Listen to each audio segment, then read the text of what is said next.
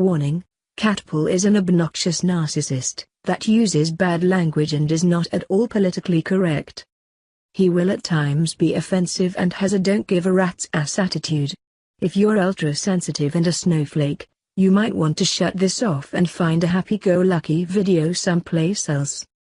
Thank you and enjoy.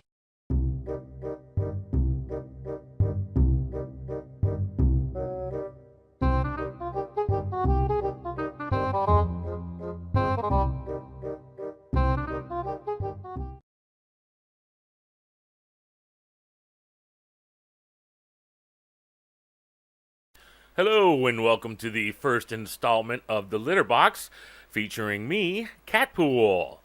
This is going to be a segment that I'm going to be talking about things that are happening around the world and discussions of importance. I've been contemplating doing this a while back, and I just had to think of a good name for the show, and I think the Litter Box covers it because this is what I'm going to be talking about.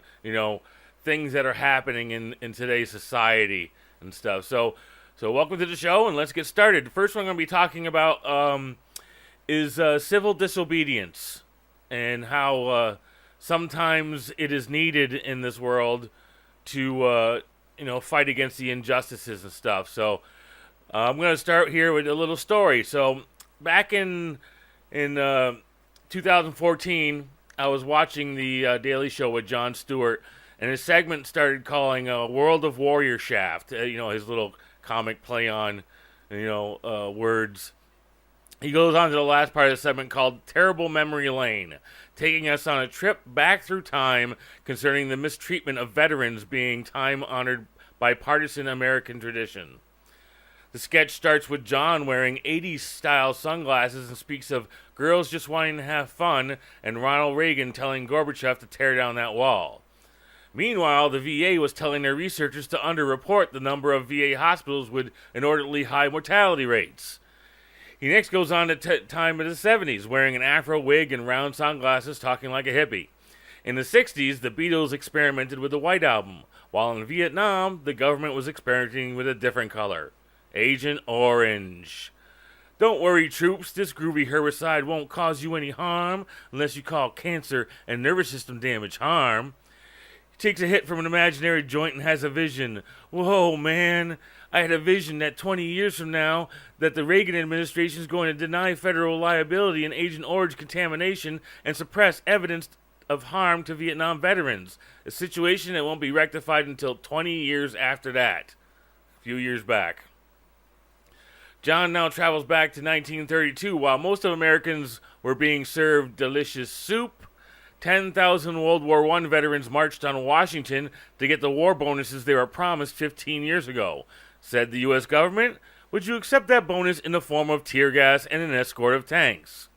We get clip of news from the time congressmen left through the back doors and underground tunnels to avoid confrontation.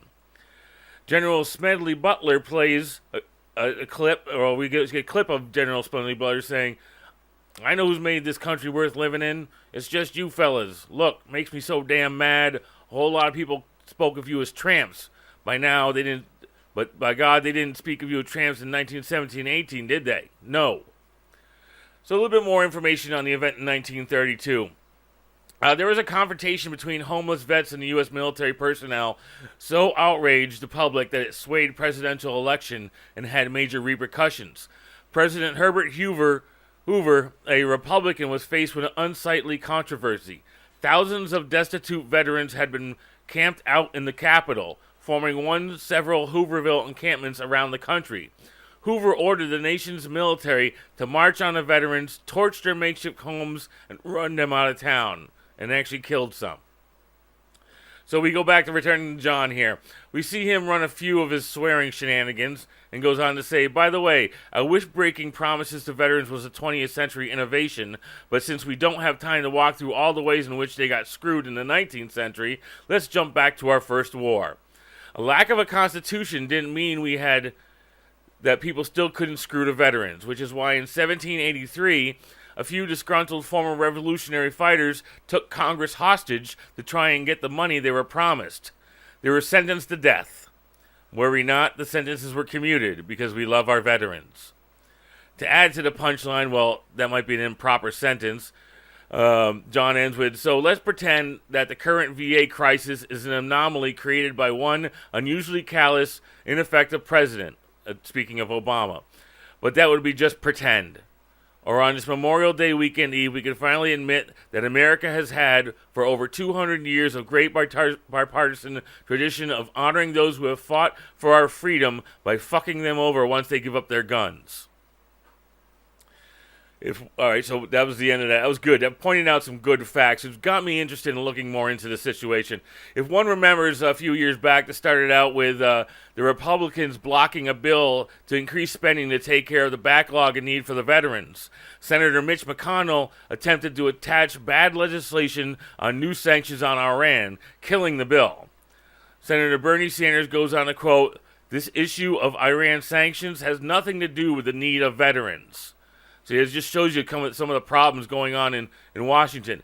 Proper bills that get made get killed because these idiots are allowed to add things on that have nothing to do with it, the situation, and ends up screwing over people in need. It's just what is going on down there, and how we need a revolution to fix this crap.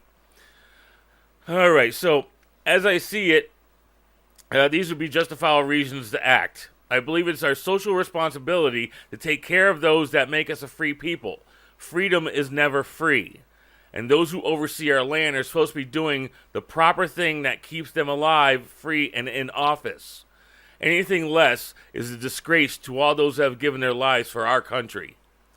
The Declaration of Independence says that to secure these rights, governments are instituted among men, deriving their powers from the consent of the governed, that whenever any form of government becomes destructive of these ends, it is the right of the people to alter or abolish it. Civil disobedience can be allowable under the First Amendment, but when it becomes an event that has unlawful acts, it most likely will not be covered under the First Amendment. Thomas Jefferson asked rhetorically, and what country can preserve its liberties if their rulers are not warned from time to time that their people reserve the spirit of resistance? His words can still be active in today's culture. Nonviolent resistance can be a way to safely bring to the discussion unjust laws and can create a connection between those that feel wronged and the tyrannical rulers. We have seen recently with the Wall Street 99% takeover groups gather peacefully, but at the same time breaking civil obedience by camping at the site. The states were given opportunity to create in their own constitutions what limit would be placed on civil disobedience. Look at Rhode Island question or Luther versus Borden. Civil disobedience is done to accomplish reform. Petitioning for change, Martin Luther King Jr. is quoted to say, "I submit that an individual who breaks the law that conscience tells him is unjust and who willingly accepts the penalty of imprisonment in order to arouse the conscience of the community over its injustice is in reality expressing the highest respect for the law."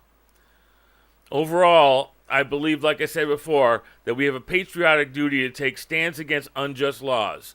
Corporate and political corruption entwined in this nation that continues to create a form of two classes, the truly needy and the truly greedy. I thank you for listening to my rant for this first episode of The Litter Box featuring me, Catpool, and I will see you guys next time. Bye!